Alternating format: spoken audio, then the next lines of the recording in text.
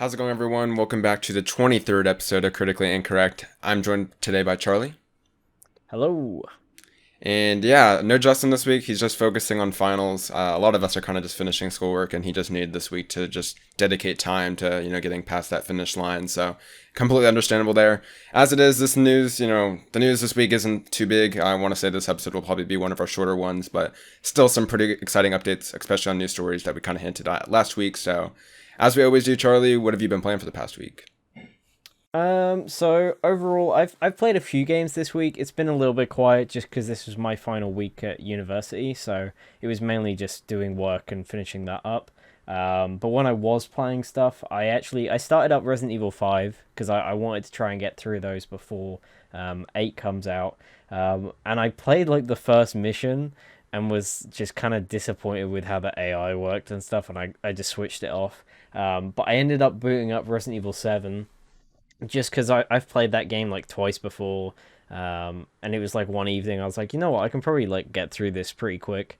So I replayed Resident Evil 7. I think it took me like just over 4 hours because it's not a very long game if you know what you're doing.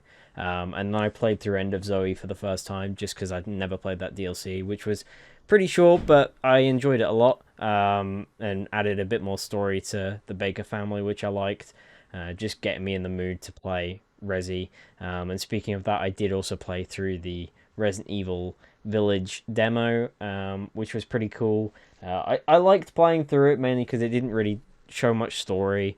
Or at least there was a few cutscenes and stuff, but you don't really know what's going on. It was kind of just plonked it a few hours into the game, so I don't feel like I learned too much. I won't be playing the next demo just because it's in the castle, so it's probably going to be a bit more spoilery, and I want to save that location for when I play the full game. But overall, I really liked what I played. It ran great on the I just played it on the non-ray tracing mode, but from what I've seen, the ray tracing mode runs at flawless 60 as well. So maybe I will play that mode when the game comes out, but I don't know if it will run the same in like the castle environments with way more reflective surfaces and stuff. But other than that, I haven't played too much. A bit of VR here and there, and I dived back into GTFO the other night with some friends, just to try out that game. But that's about it, really. It was mainly just Resi this week. Nice, nice. As for me, I haven't played too much either. I did play the Resident Evil demo as well. I was not planning on playing it. In fact, I literally downloaded it like 30 minutes before it went live. I was just like, screw it. I mainly downloaded it and played it just to have, impressions for the podcast. And Josh also wanted to watch it, so he asked if I was going to be playing. I was like, yeah, might as well. In terms of how it was, I'm not going to lie, it's like, I'm not the biggest fan of it. Like, I don't know, like, obviously prefacing this, it's like a very short slice of the game. So we don't know how much of this is really going to be like certain doors are locked, right? Those things could be changed in the full version of the game.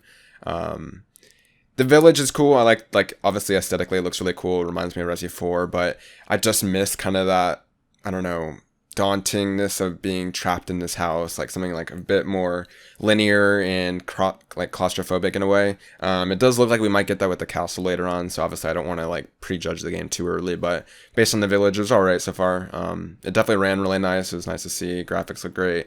Really interesting world, and I'll probably play the castle demo just because I kind of want to see more of the game now that I didn't expect to not like it as much as I did. Like, okay, I keep saying not like, right? It still is great, but like not scary as like Resi 7 for me, which I don't think this game will be as scary. I But think especially when you compare it to just even the demos for Resi 7, which were mhm, like they focused on the horror elements, mhm, like you were playing the tape and stuff, right? So, I think they were very different kind of demos. I mean, I think the like visual demo they did a few months back, that was a way better job of the yeah, horror side of things because it was more about audio and like not knowing where you are or what's going on. Like that one was way creepier. So I have yeah. a feeling the castle sections of the game will probably hit that a bit more. Yeah, exactly. That's why I don't want to judge it too much. And I really loved that demo. And in fact, it got me to play 7, which I absolutely love. So, yeah, I definitely don't want to judge it too early. But I'm looking forward to playing the Castle demo, which I think is this weekend, right? So, really cool. Yeah, this weekend or like next, something like that. Yeah. So interesting stuff there. Besides that, I haven't played other games really. I played 2 hours of Bloodborne as a stream, with Zach on Tuesday, and I'm going to be doing that right after we record this. I kind of just understand that I won't be playing too much for the next few weeks. I'm going to be trying to just, obviously since all of us are kind of like on the finish line of school stuff, I'm going to try to like move stuff around so I can, play through Returnal and Resi 8 for the podcast and just, my own enjoyment. But yeah, looking forward to getting past all this. And yeah, anyway, speaking of Resident Evil, we had the Resident Evil Showcase that happened last week, and it happened literally like right after we recorded the podcast, as we explained last week. So I guess this week we could properly give our thoughts on it. I guess I'll start real quick. Essentially, I don't know. I think me and Charlie definitely had like underwhelming thoughts initially because we were watching the PlayStation stream, but then we realized that the Resident Evil stream in general had like so many different, well, not so many different things. They had an announcement of Resident Evil 4, which they just took out of the PlayStation one. So that was very jarring. I guess to go down the list real quick is they announced, obviously a new trailer of Resident Evil Village, which started the show. They announced the Mercenaries kind of mode to it. So that bringing that back, it's going to be a free update, which is really, really cool to see. Besides that, I think they gave a new trailer on the Netflix show. Is it a Netflix movie or Netflix show? I keep asking that. I think it's a movie, I think right? it's a show. Oh, it's a show? I don't know. It's one of the two. It's on Netflix and it's animated. That's all I know. So yeah, and then I believe also a Dead by Daylight crossover, which was kind of vague. I don't think they even said if there was going to be a killer or not, but that's going to be coming out in the summertime sometime soon. And then the one we found out right after the PlayStation Showcase ended, finally they announced the Resident Evil 4 VR game, which is looking really, really good. I guess we'll probably focus on that since me and you obviously have, VR backgrounds, and we've been looking forward to getting this revealed. What'd you think about Resident Evil 4 based on this and the showcase that we got later this week in the Oculus event? Yeah, so I think the initial trailer they did was really good because it didn't show too much, but it did show off the newer interactions the game has. And after seeing the gameplay they had at the Oculus Showcase, I can easily say that I'm probably going to get a Quest 2 to play the game. I think it looked really good.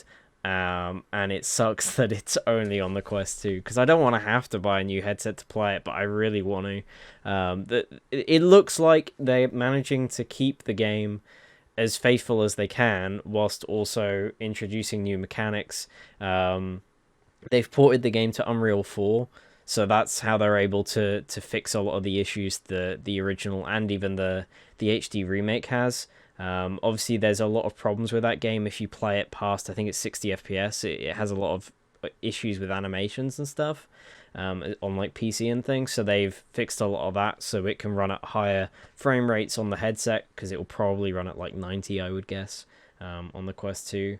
And the new interactions you have for reloading and picking up objects, and even just moving around, having full movement on the stick and stuff is really cool.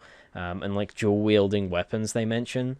I don't really know how that'll work for balance in the game, because part of what I think made Resident Evil 4 great was how difficult it is to kind of manage everything whilst you're on the spot, aiming and going into your inventory and moving about ammo and stuff. So I don't really know how that will come across, because all your weapons are on your body and things.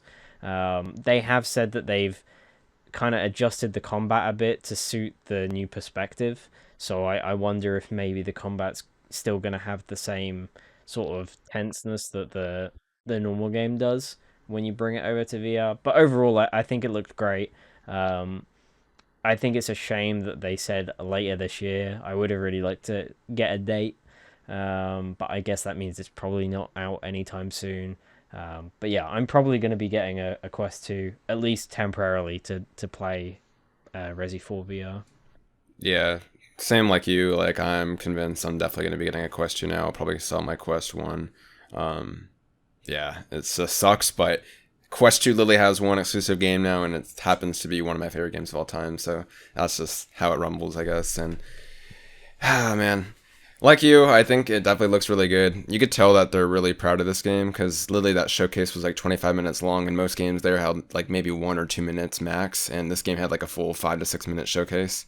They went quite in depth on it, just seeing so many classic things from that game, when you're talking to the person, in the headset that you see, it's like normally just it takes up the screen, right? And then you see you're kind of like Yeah, on the yeah. screen talking to you. And now in VR, it's like buzzing like a phone, right? And you're pressing the button.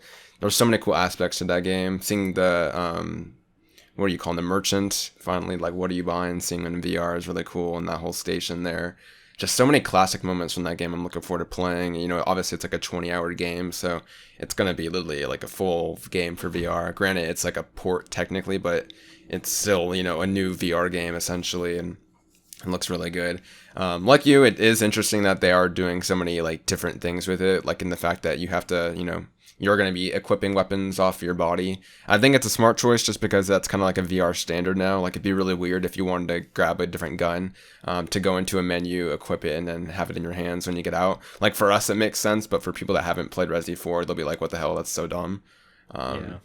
I think I kind of talked about this before the game was announced, but I think the trade-off between like not we talked about how they're going to do the combat, because obviously Resident Evil 4 has a traditional combat that's very unique to its game, where you have to pretty much stand still and shoot or run. I think just based on the nature that VR makes combat essentially a bit more slower, just because you can't really perceive as much it being in first person. That's kind of like the trade-off there. So I'm hoping the combat will still feel as smooth. I'm sure it will. They'll probably just keep working on that. They probably know more than we do, right? So yeah, I think just it being in VR will essentially make it slower. So that will probably be the trade-off for being on the dual wield now, which is going to be really cool to see. But yeah, it looks really good. Like, looking for ammo is going to be you literally opening drawers like in most VR games, which is really, really cool. So they're definitely putting a lot of love to this, and I just can't wait to see more. Like you, I'm bummed it said later this year. Like if this would have said like May or June, I probably would have bought a Quest 2 by now. But I'm just waiting until later in the year. Hopefully it comes out sometime soon, because I know that initial leak said that it was supposed to come out around the same time as Village. So yeah. Besides that, did you want to talk about any other highlights you had for the Oculus showcase in general that just happened? Um, I mean, there wasn't really anything too much that stood out. I think the like overwhelming kind of majority of people that watched it kind of said, "Why did they choose to do it now?" Like everything they showed was like I was interested in a lot of it, but nothing had dates. It was all like summer or later this year, and it's like, why didn't you just wait a few extra months and then you could have had dates for this stuff? Like After the Fall looked great, and I'm excited to play that game, but that was meant to be out last year, and then they said spring, and now they're saying summer, and we still don't have a date. So I don't really know what's going on with that. The Pistol Whip new campaign, like that's really cool because I really liked Pistol Whip and I liked the campaign they did, but there was no footage and it just said summer. Like it would have been nice if maybe they held off on that until it was closer to release. But yeah, it was just stuff like that. And then the Climb as well. I don't really know what they're doing with that. I would have loved to see that coming to PC, Climb 2, and it's still not coming to PC. It's still just Quest only. And the free update looked really cool, but again, I can't play it because it's only on Quest. So I'm kind of mixed on that. I get it from Facebook's point of view. Like, they don't make too much money on the PC VR side of things anymore. So they're really focusing in on the standalone Quest side of things. So I get that. But it would be nice to see some more support for PC. Same with Lone Echo. Like that game, Lone Echo Yeah. 2, still no date. Summer this year. I feel like that was meant to come out like 2 years ago at this point, and it's still not here. Like I'm excited to play that. I actually thought they'd delayed it because it might be coming to Quest. That was my initial thought, but still no Quest announcement. So Yeah, it's I like guess not. I guess still it's just Rift with Quest and Link. Yeah. yeah. It just seems weird that it's taken this long to come out because people played that game literally like E3 2019, and it was meant to be coming out pretty soon after that. So I don't Guessing know what's maybe going on with that COVID game. or something, because obviously you're not It's got to in the be more than studio. that though. But Like yeah. it just seems weird because it got delayed a lot even before COVID. So How do you even um, do development like that in VR? Like you'd have to get VR headsets shipped to like each dev or what? That's crazy. yeah, I mean, I imagine that was a big issue, but then also I guess it's no different than when you were sending people PCs to work from home. So Yeah, that's true. they just send a headset as well. But yeah, overall, I thought there was some cool stuff at the showcase, but I kind of wish they'd waited like a month or two just so they could have had some dates. I think the most surprising game there that I hadn't looked into too much was that Wraith game, Wraith the Oblivion. I had not looked into that too much, but I'd heard some things, and after seeing that trailer, I really want to get that. And that comes to PC next month. It came out on Quest today, but I have to wait a month before I can get it on Steam. So, but I probably will buy that when that comes out. Yeah, like you, it felt like honestly they had like a few dates, like they had the Walking Dead Satan Center updates, they had Wraith launch trailer, and then they had like a few bit of gameplay for Resi 4 and other games. Are like, shoot, let's just make this into a showcase, even though we don't have like really any updates, like in terms of dates or anything. Like After the Fall should have been given a date, so should have Lone Echo 2. Obviously, if it's not ready, then just don't show it, right? But it just almost felt like, this game's still in development. Here's some new, short clips. I'm happy about the stuff they showed there, but I just don't know. I don't have any idea in my head, like, what the future holds for Oculus right now in terms of, like, dates and timelines. Like, it's still just as murky as it was going in. So, yeah, that is a bit disappointing, but, yeah, just moving on, I guess. Anyways, as we move along, Nier Replicant reviews are finally out. This is a game I know a lot of people are looking forward to. Obviously, it's a remake of, the game. I believe it's a prequel to Nier Automata, so I believe I've been seeing like quite a bit of 8s and 9s, so seems to be reviewing pretty well. And yeah, I guess nothing really to touch on there. Just, if you're looking into this game, you know who you are. So yeah. Anyways, we finally got a new update on the Battlefield game. I mean, it was not really much. They just said that, the new game's coming out later this year for consoles and PC. And then they also announced like a side mobile game as well, which isn't going to be related at all. That's going to be coming out next year. Charlie, correct me if I'm wrong. Did they clarify whether this game was going to be exclusive to next-gen consoles or not? Because they just said consoles, right? They kind of teased it, but they didn't confirm anything. They basically said that it's being brought to life by next-gen consoles and PC, which could mean it's only on next gen, but it could also just mean it's really good on next gen. Yeah, shit on current gen.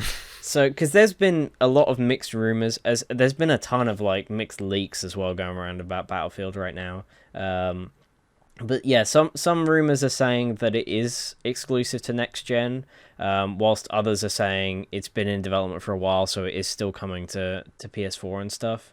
I imagine they will wait as long as they possibly can to announce that, because they'll want to try and make it look like it is next gen only. I think it'd be great if it is, because it gives you a lot more potential on what you can do. I mean, I'll personally be playing it on PC anyway, just because it's a shooter that's always been better on PC. But yeah, I hope it's next gen. I think that'll make it a lot better, but we'll see. They didn't really say too much. It was just like, hey, it's going really well. We've got a lot of people working on it. It is coming this year, and we're going to announce it soon. TM was what they put. I wonder if it got delayed to like June, because I know they were originally planning on like announcing it in the springtime. So maybe this is just like May is still the current rumored time. Jeff Grubb has said a couple times now that they're still aiming for a May reveal. Was this like some earnings call? Because I don't know why you'd just come out and just say, "Hey, we're working on a new Battlefield." Like, why don't you just wait till May? I would imagine it's just to build up a little bit of hype. Plus, they did it on the day of the new season for Warzone, so I wonder if maybe they were trying to sort of capitalize on the big craze for first-person shooters right now, and just kind of say, "Hey, Battlefield's coming, guys."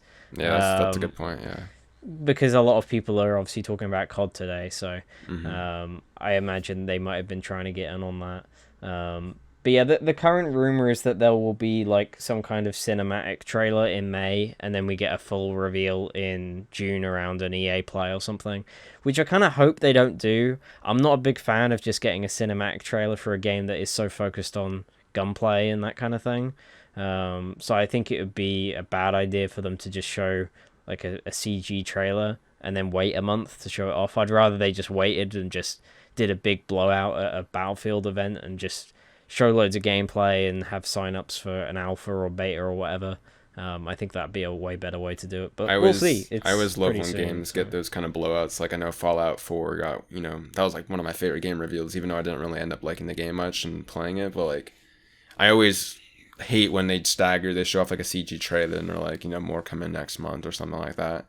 I get it, because obviously you want to have those marketing cycles where your game's being talked about for months, but just as like us, the consumers, it's just like, I don't know. I guess maybe it's us because we've seen so many CG trailers that doesn't personally excite us. But I feel like a lot of people also don't really get excited about those trailers anymore. So yeah, we'll see. Anyways, in other news, Returnal previews have just gone live as of yesterday. Mainly press are talking about the first few hours of the game. So yeah, I believe they're allowed to show like at least the first hour or so of the game. I've been seeing like 45-minute videos pop up. I personally haven't watched any gameplay of it. I did check out the IGN preview where they talked about it quite a bit. They just said that, it's keeping the traditional Housemarque DNA where it's like, really addicting. But at the same time, it seems like it's like their biggest game yet, very inspired by Alien. And then I also know that a lot of, press have been talking about its DualSense implementation. So apparently it's supposed to be up there with like Astro, apparently. I know I saw a specific example being thrown around Twitter where, you could feel the individual raindrops just like in Astro. So that'll be really cool to see. So, Charlie, how much have you seen of the Returnal previews, and did you have any thoughts on what you've seen so far? So the only stuff I watched was Kind of Funny put up a preview video, just sort of talking their first impressions of the first few hours of the game. I was staying away from a lot of the bigger previews because they were showing like the opening sort of 45 minutes of the game, and I didn't really want to see too much story stuff. But so far, yeah, I'm really liking the look of it. It looks to be running a lot better than it did in the trailers, so I don't know what was going on there. But yeah, it looks really good. I'm excited to play it. And yeah, the way they're using the DualSense and stuff sounds really cool. I saw some examples they were posting on Twitter with stuff like guns having alternate fire modes. So like when you hold down the left trigger like halfway until it has some pressure, you'll get one fire mode, and then if you hold it down all the way, you'll get like a completely different fire mode, which I think is really cool. It's just making the most out of those features. And I know people have said the 3D audio is really good as well. And if possible, to play it with that because it makes the game a hell of a lot easier because you're hearing enemies behind you and stuff. Because it seems like you're going to be moving around a lot. And yeah, it appeals to me more than I think I thought it would because it seems to be very story focused considering the kind of game it is. But it's also a roguelite rather than a roguelite. So you're basically still earning progression as you go through. I'm not a big fan of the games where you're just going in and if you die, you lose everything and then you start again. But the fact is, when you go through this, you find items that permanently buff you when you die and come back, which is kind of like Hades. And that's what I prefer with those kind of games, just because it gives you a sense that you're actually progressing through it rather than just learning, enemies and stuff. So yeah, I'm excited to play it. It's only a week away now, so not long until we can get our hands on it. Yeah, exactly. It's only a week away. That kind of snuck up on me. I just pre-ordered this week, so I'm really excited to play it. Just having something gameplay focused like that's going to be awesome. So yeah, I just can't wait for that, and I'm sure we'll see reviews sometime in the next week or so. In other news, looks like Jeff Kaplan, pretty much the face of Overwatch, I'd say, has left Blizzard. Didn't really give too big of a reason on it. I'm pretty sure he's been in the gaming industry for quite a bit of time, so that could be a reason why as well. Yeah, so news there, I guess. Charlie, do you have anything to add on that, or do you want to just keep moving on? Not really. I mean, it was just kind of like, I'm done with Blizzard. I feel like I've done everything I can for the company and things, and he said that Overwatch is in good hands, so not to worry about that and that kind of thing. But yeah, I'm not too in on the Overwatch like community or anything, so it wasn't like a massive loss or something. But yeah, there was a lot of people talking about it on Twitter and stuff. So yeah, so best of luck over to him. Today, Xbox also announced that some games on their platform are going to be receiving FPS boosts. I saw a few EA games and a few Bethesda games in there, like Fallout 4. So they had like a kind of chart listed online. So definitely, if you have an Xbox, look at that. Some free updates are coming your way. One big news story that we talked about, I want to say maybe 2 weeks ago, could have also been last week. Time's just kind of a blur right now. But it was about Discord being potentially bought by Microsoft. So we found out this week that Discord has in fact turned down Microsoft's $12 billion offer. Essentially, Discord currently doesn't see themselves in a situation where they want to be bought. They want to remain independent and feel they're doing as fine as they are. They didn't, kind of shake off, the future. So I think they said something along the lines of like, they're still open to the potential of that happening later on. But right now they're kind of comfortable where they're at. So I know a lot of people are, very happy about that. I am too. Like, not that I think Microsoft would have done anything bad to it, but there always is that potential, right? And it's like a thing I use every day, probably just as much as Twitter, if not more. So it's nice to kind of have confidence that, my daily app that I use pretty much for communication won't be changed. Um, Anything you want to add on to that, Charlie? Not really. I mean, it's interesting they did turn it down because that's a hell of a lot of money.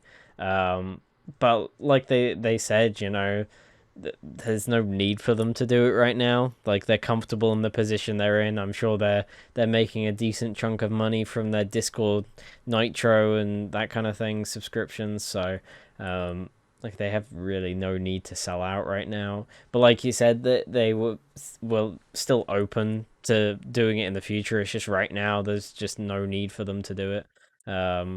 So it's just a case of waiting basically. I'm surprised. Like that's more money than Bethesda. Like that's a crazy. Like I don't Yeah. think Discord's even like I'm sure they're pretty big now, but like I don't think they're bigger than Bethesda at all. Like obviously. So, damn, that's crazy that they were showing that amount of money and they still stood on their independent grounds. So yeah, happy for everyone over there. And anyways, Charlie, we always talk about CD Projekt Red. It's like every single week we do. And today they kind of just came out with some more information. A lot of this information I was kind of surprised they were sharing. Like I think they even shared their budget for the game, which is something that you don't traditionally see publishers, developers share. But nonetheless, we'll go through it here. So they announced that Cyberpunk 2077 has sold 13.7 million copies by the end of 2020. That's literally just 1 month of the game being out, because that game came out like in the beginning of December. So I can't even imagine what the numbers are now 4 months later. So that's crazy. Granted, it's not on PSN anymore, but still PC and Xbox. The Witcher 3 had its second best year in history in 2020, sold over 30 million units. I'm guessing that's a cumulative, of course. So crazy to see the IP still going strong. And then they also kind of reiterated that next-gen console versions for both Cyberpunk and Witcher 3 are still coming out in the second half of 2021. I believe CD Projekt Red's working on the Cyberpunk one, and Saber Interactive is working on the Witcher one. Saber Interactive did the Switch port, so that should also be in good hands. There's a few more numbers here. Like they said that out of those 13.7 million, 56% were sold on PC, 28% were sold on PS4, and 17% on Xbox One. So kind of shows you the audience of Cyberpunk across the board there. And to no surprise, PC's over half of that. Yeah. Besides that, there's a few more numbers. Nothing really too concrete and worth sharing. But yeah, anything stick out to you out of all these numbers, Charlie? I mean, obviously the Cyberpunk sales are crazy. That's literally a month sales, and I would imagine obviously they've sold a lot more since then. But I would imagine it has dropped off pretty quickly in recent weeks and months. I think the split is pretty interesting. It's what 50 something percent on PC, which I guess is to be expected. Um, but yeah, I thought it would have sold a lot more on console, to be honest. Yeah, same here But actually. saying that, like, since it came out, I want to say I've only seen like 2 or 3 copies come into where I work. Like, not many people have sold it, and I don't know if that's a case of just people didn't buy the game or people have bought copies and they're just not selling them because they're waiting for patches. So they're keeping hold of the game. Because a lot of the time, what will happen at work is when a new game comes out, we'll get tons of copies in like a few days after launch because they'll all have beaten the game and they'll just get rid of it. Like, we probably have hundreds of copies of like Red Dead 2 and stuff. So like, yeah, it's weird that I haven't seen too many copies of Cyberpunk come in. But I would imagine it's got something to do with the patches and things, people waiting for that kind of stuff. But yeah, the sales numbers are crazy. But I do remember them saying like even before launch, pre-orders were they were doing very well. It was the best. Yeah. Yeah, I was like, PC seems like it makes sense for it to be at 56%, but then you realize like more people play on console, really, like that's where a bigger audience is. So I'm surprised that actually, it's only 56% to be honest, or that it is that high rather. Yeah, 17% on Xbox. I guess that's to be expected because they have like half consoles compared to PlayStation. So even though it did have that marketing deal, there's still half as many Xboxes out there, but yeah, surprising nonetheless. And I'm sure we'll talk about that more in the next podcast, knowing our luck. There'll be Anyway, something next week. Don't worry. yeah, exactly. Something will break. They'll announce like a new DLC or something like that, and we'll talk about it yet again. Anyways, in surprising turn of events, Sean Escayg looks like he's returning back to Naughty Dog. He posted this on Twitter earlier this week, and yeah, Charlie and I imagine that, probably is finished with most of the stuff he can do at, Avengers. I imagine all the DLC stuff they're doing now has kind of been laid out story related wise, and nothing's really, needs to be done with it. So kind of just leaves him with nothing really else to do, I imagine. So he's returning back to the kennel there at Naughty Dog. So very exciting. Sean Escayg obviously was one of the leads on Lost Legacy, which I know a lot of people liked. So, he's one of those bigger players on Naughty Dog. So really cool to see him back there. And I'm sure they'll probably have him working on the new IP because he's generally like a creative force at that team. So anything you want to add there, Charlie? Yeah, I think he put on his Twitter that he is in his bio says he's a creative director again. So I think he's gonna be the lead on a project. I think it says creative director / writer. So I wonder if that is now his new job title, and he is gonna be the lead on whatever their next project is. That's crazy. But yeah, it's interesting to see he left. But when you look at kind of the roadmap for Avengers, it makes sense. The original plan for this content was to have Hawkeye and stuff out by December. So you can imagine most of it was written and a lot of the voice acting was recorded by them, which he probably helped direct some of that. And the Black Panther stuff was teased before launch, and that's not coming out until the end of this year, most likely. So it seems like he probably had written a lot of that stuff ages ago, and so he's been sat around kind of twiddling his thumbs, I would imagine, playtesting and things, kind of being like, so what do you want me to do, guys? Like, should I be writing new stuff? Because is it even going to get used? Like, I would imagine, like, Crystal Dynamics' pipeline for Avengers post Black Panther expansion is very thin right now, because they're not really sure whether it's going to be worth pumping funds into it. So I'd imagine it was like a very clear thing between Sean and Crystal Dynamics saying, hey, do you really want to stick around here? Like, it's cool if you want to leave. Like, there's not much for you to do. And then he's probably still keeping in touch with people at Naughty Dog and saying, hey, do you need any, like, writers again? Because I'm not really doing anything. And they're like, yeah, sure, come back. So I would imagine it's, like, all very just boilerplate, boring stuff where it's just like, you don't really need to be here. It's okay if you want to leave. We're not going to be butthurt about it, Yeah, I'm sure it's just, feels like he could be doing more Naughty Dog. And then I don't know if it's anything to do about the reception of Avengers. I imagine if anything, it probably has to do that it might not be receiving as much content as they hoped, post the game being out.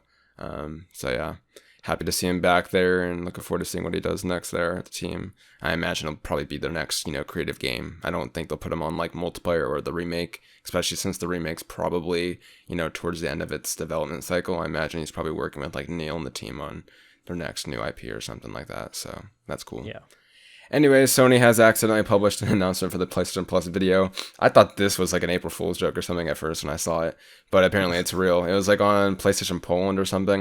And essentially, it's going to be like an extra benefit for PS Plus. It's like a video pass. I think I saw like, what was the movies they put on there? They put Venom on there. What, Bloodshot? Like Venom and Zombieland 2. Yeah. So it's interesting. Interestingly, this is actually officially out now in Poland, and Sony has basically since said that it's only in Poland right now. It's like just a test basically. Yeah. So they haven't said whether it will come to other countries. It's just kind of just testing the waters to see how it does, if people actually like that kind of thing. But it's something I could definitely see coming to other platforms if it does well. So I think the timeline was like it's going to be free for a year. Mm-hmm. And it's like a selection of, I think, 15 to 20 movies and stuff. So there's a decent amount of content on there. But yeah. Yeah, I mean, hey, if it's like free stuff for a subscription service I'm already paying for, then that's always nice, right? So yeah, that'll be cool. I'd imagine this is a kind of a weird thing as well, because it includes movies that might come under the Netflix and Disney Plus deals that they've recently signed. That's true. So I don't really know how this is going to work, because Netflix have got their whole thing of when Sony movies come out of the cinema, they then go to Netflix, and then Disney just signed a deal so that once they're done on Netflix, they then go, or like the Marvel stuff then goes to Disney Plus. So it's all kind of very weird. Like Sony is signing a lot of deals right now, which is interesting. So I don't know how that would affect this, Hey, but Charlie. it's And speaking of signing deals, apparently Jim Ryan has been investing, or Sony rather, has been investing in a lot of exclusives. So yeah, apparently, like I think makes sense. I think once you look at like games like Destruction All Stars, as well as what they just announced today, which we'll talk about here in a minute, a new collaboration with Firewalk Studios. Sony looks to be, investing with a lot of, teams that are outside of the first party studios. I think Charlie also mentioned this when we talked about Last of Us last week. You mentioned that part of Sony's strategy might be to have the big first party studios working on like blockbuster games and have like smaller exclusives led to these kind of like, third party relationships or, contracts, right? yeah. So that's And pretty cool. I think this kind of announcement today with Firewalk kind of says that is what they're doing. We'd already seen it with the new studio. I forget what they're called. Haven. Haven, that's it. Which obviously is AAA, but it's a new IP and it's a new studio. So they're putting their kind of just chips in all these different corners just to see what makes them money.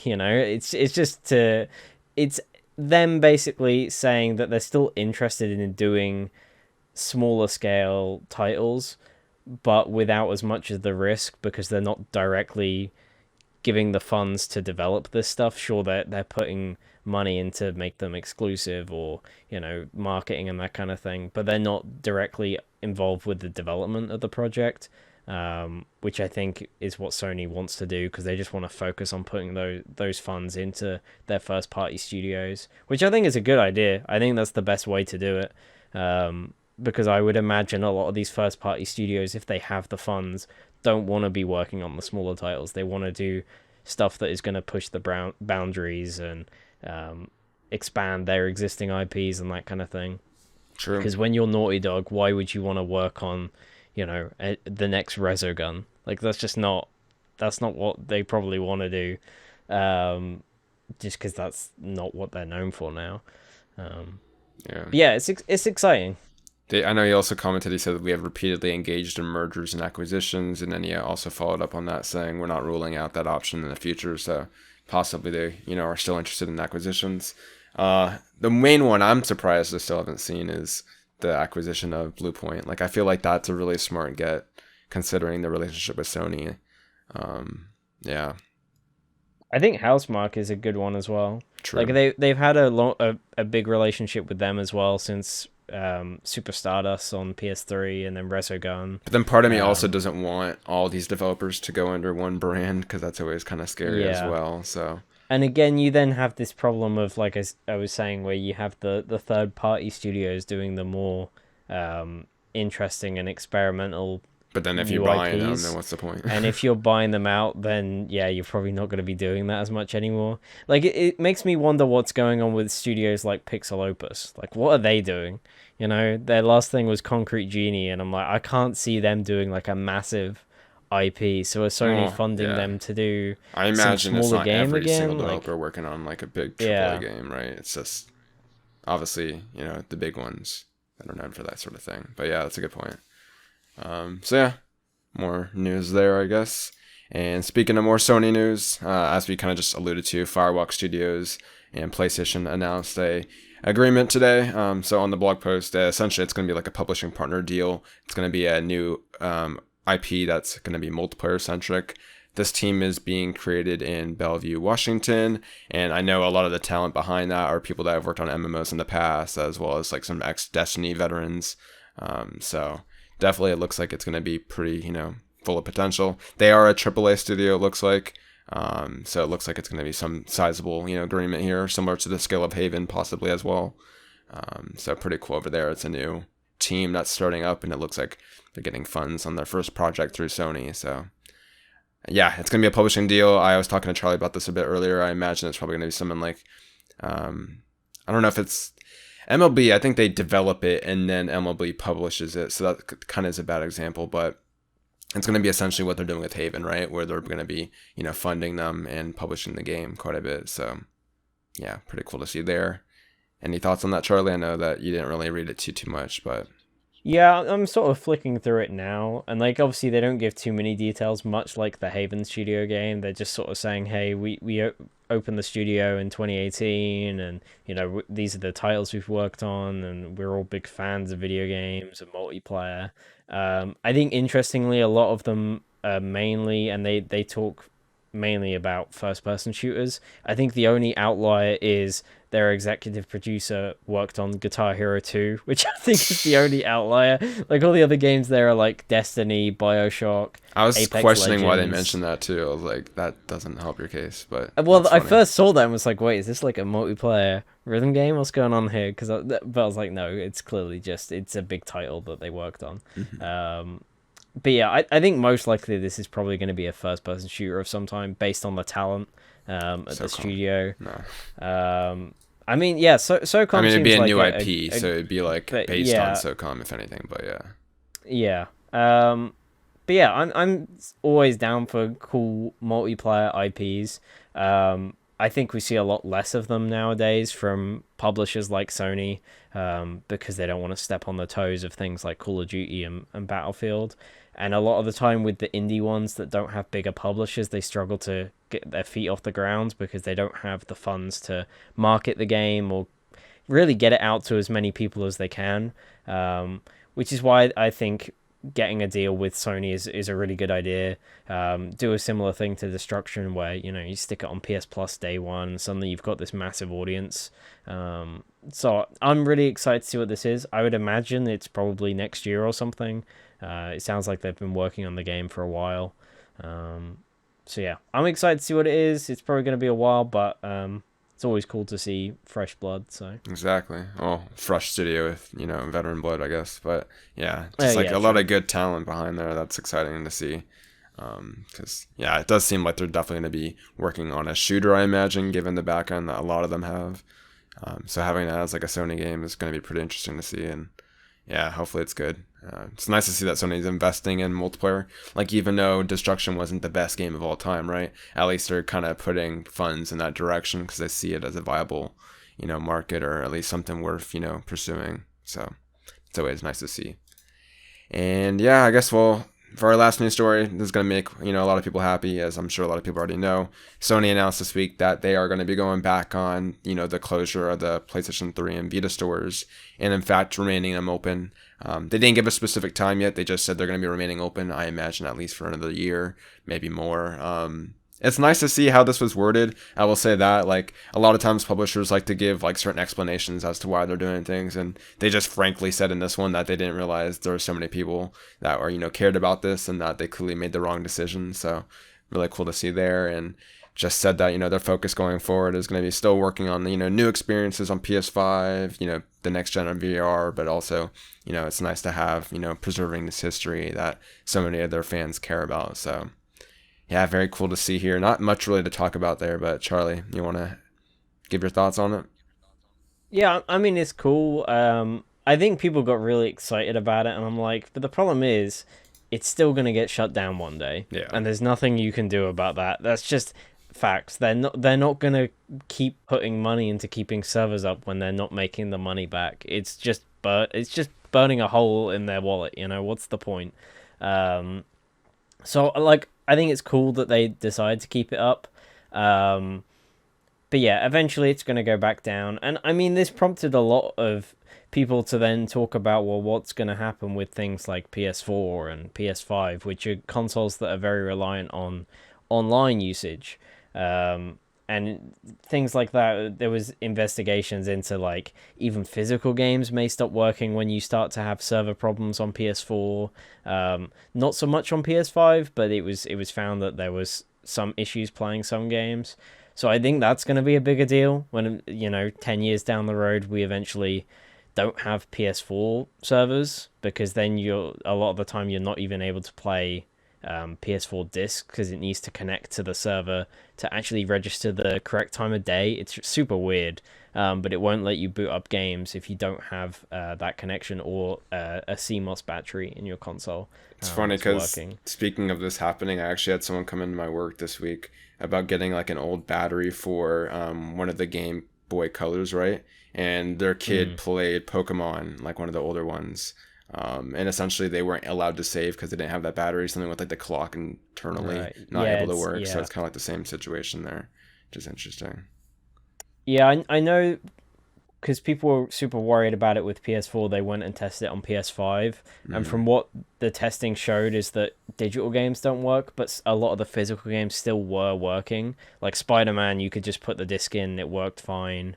Like Miles Morales, and Demon Souls. But then there was other weird ones like obviously COD didn't because that requires online.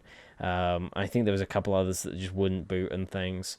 So I think it's going to be more interesting seeing how that turns out, because obviously PS3 is kind of the last console that wasn't heavily reliant on online. Because a lot of stuff requires updates even on day one now. So it's going to be interesting to see what happens when all that stuff goes down. But it's a long way away, so you don't yeah. have to focus on it too A lot much. of people like Um, to worry about this sort of thing. I just like, I'm not going to worry about something that's going to happen in 10 years from now because that's just going to, yeah, there's no point in it, right? But yeah, it is going to make you kind of think about how gaming preservation will be, looking like here in the next decade or so once, as you said, PS4 servers go down. And yeah, that's a good point. Like, we're starting to reach that era where the first console that had a heavy online presence is now closing down. So we're kind of like in new territory to see how yeah, that sort of works, especially given the fact that, a lot of digital licenses are now going away. So yeah, it's fascinating. And yeah, I guess that's it for this week's episode. It wasn't too long. I'm sure next week we'll have the return of Justin as he's finishing stuff up. And yeah, hopefully we'll hear some sort of Ratchet and Clank state of play. Personally, still hoping we get something like that soon because the game is really soon away, like a month and a half at this point. But yeah, still nice to talk about all the new news with you, Charlie, with everything going on in VR of and course, of course. PlayStation. And yeah, anything you want to say before we close off? No, I think that's about it. For sure. And yeah, as I always do every week, I want to remind you to leave any suggestions, feedback, topic ideas, and all that in the comment section down below, or of course, follow the link in the description to make our way to our Discord server. And yeah, with that being said, we'll see you next week for episode 24 of Critically Incorrect. Take care. See you later.